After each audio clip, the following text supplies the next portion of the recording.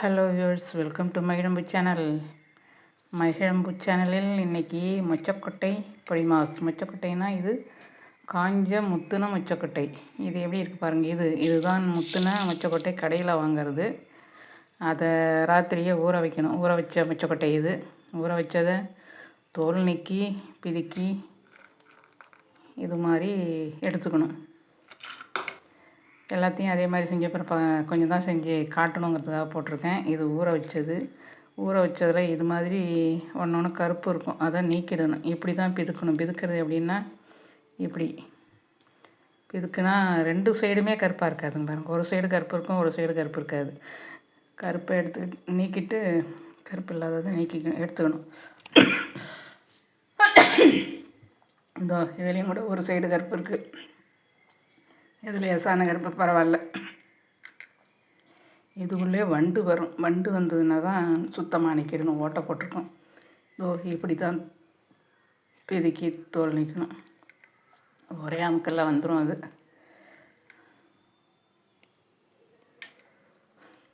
ஓடி போயிட்டு தெரிச்சது.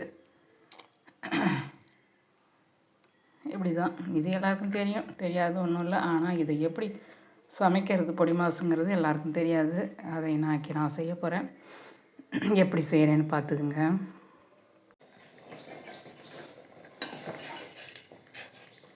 மொச்சக்கொட்டை தண்ணியில் வேகுது. இது இன்னும் கொஞ்சம் வேகணும். நல்லா வெந்து வெடிக்க ஆரம்பிக்கும். முழுசாக இருக்கிற பருப்பில் வெடிக்க ஆரம்பிக்கும். அப்போ தான் அதை வடிகட்டணும். அதனால் இன்னும் கொஞ்சம் நேரம் வேகட்டும். இன்னும் சரியாக வேகலை, அழுத்தமாக இருக்கும். இப்போ வெந்தால் இப்படி எடுக்கக்கூடாது. ஜாலியாக தான் இருக்கா ரொம்ப. ஹலோ, இதுதான் பதம். எப்படி வெடிச்சிருக்கு பாருங்கள். வெடிக்கிறது தான் இது மாதிரி வெடிச்சிருக்கணும். கணக்கு தெரியுதா? கொஞ்சம் கொஞ்சமாக வெடிச்சிடுச்சா? இந்த பதத்தில் வெந்திருக்கணும். வெடித்தது வடிகட்டிட வேண்டியது தான். வெந்தது போதும்.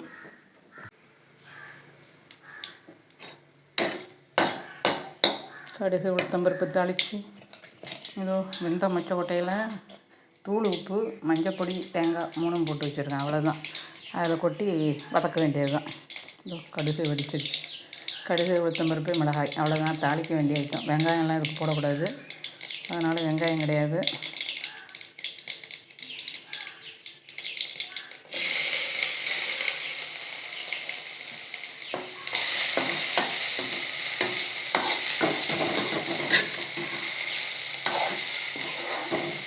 இவ்வளோதான். இது எங்கள் ஃபேமிலி ஸ்பெஷல். வேறு எங்கேயும் யாரும் செஞ்சு நான் பார்த்ததில்லை, கேட்டதில்லை. யாருக்காச்சும் தெரியும்னாக்கா எழுதுங்க, கமெண்ட் பண்ணுங்கள், சொல்லுங்கள். இது உருளைக்கிழங்கு பொடிமாஸ் போல் டைப். அந்த பொடிமாஸுக்கு வெங்காயம் போடுவோம். ஏன்னா இதுக்கு வெங்காயமே போட வேண்டியதில்லை. வெங்காயம் இல்லாத பொடிமாஸ். அதனால் பொரியல்னும் சொல்லிக்கலாம். எது பண்ணாலும் பொரியல்னால் கூட வெங்காயம் தான் போடணும். ஆனால் இதுக்கு போட வேண்டியதில்லை. நல்லா சூப்பராக டேஸ்ட்டாக இருக்கும். சாஃப்டாக இருக்கும். மொச்சக்கொட்டைன்னு சொல்ல முடியாத அளவுக்கு அவ்வளோ சாஃப்டாக இருக்கும். அதனால தான் அதை நான் பொடி மாசுன்னே சொல்கிறேன். நல்லா சுருளை வதக்கிட்டா பொலன்னு வந்துடும். இப்போயே வந்துடுச்சு. அந்த ஈரம் வதக்க மாறிடுச்சா இருந்தாலும் நல்லா வதக்கணும். வதக்கிறது தான் இதுக்கு எந்த காய்கறியுமே நல்லா வதக்கணும். அந்த அடுப்பில் சாம்பார் அது முடிஞ்சிடுச்சு. சக்கரவள்ளி கிழங்கு அதோட கத்திரிக்காயும் போட்டு 2 விசில் வச்சுக்கிட்டேன். 2 பேருக்கான மொச்சக்கொட்டை பொடிமா சரியாக வச்சு பார்த்துங்க. முடிஞ்சிடுச்சு.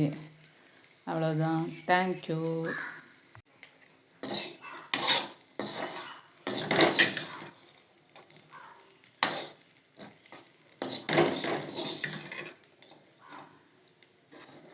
இப்படி தான் உதிரியாக வரணும். எந்த பொரியல் ஆனாலும் இப்படி உதிரியாக வரணும். பொரியலுக்கு அழகு அதுதான்.